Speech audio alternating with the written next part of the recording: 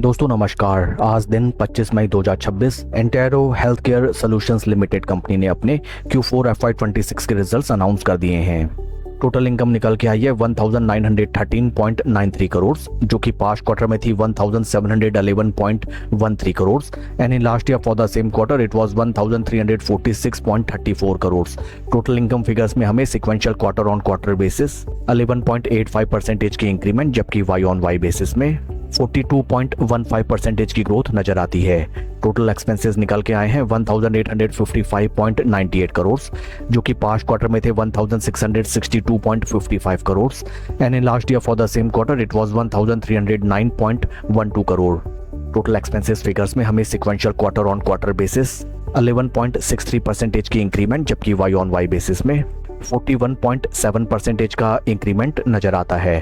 PAT निकल के आया है कंपनी का 45.12 करोड़, जो कि पास्ट क्वार्टर में था 33.87 crore and in last year for the same quarter it was 31.42 crore. PAT figures में हमें sequential quarter on quarter basis 33.2% का ग्रोथ, जबकि वाई ऑन वाई बेसिस में 43.61% की जबरदस्त ग्रोथ नजर आती है।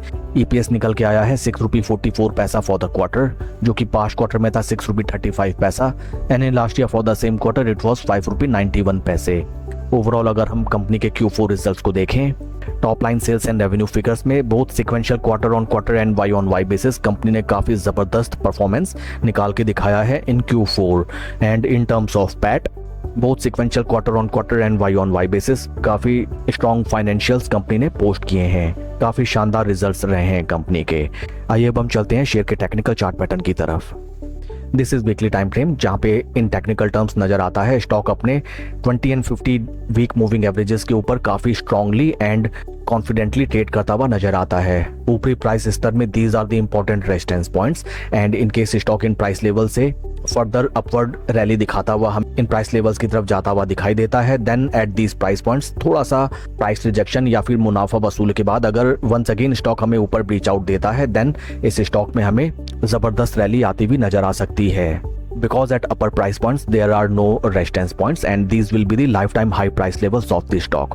FOMO में कोई भी पोजीशन बनाने से बचें। Second thing is that after a good breakout at the time of retracement आपको पोजीशन बनाने का अटेम्प्ट करना चाहिए near around 220 week moving averages. That's all for the video friends. Please like and subscribe my channel. Thank you.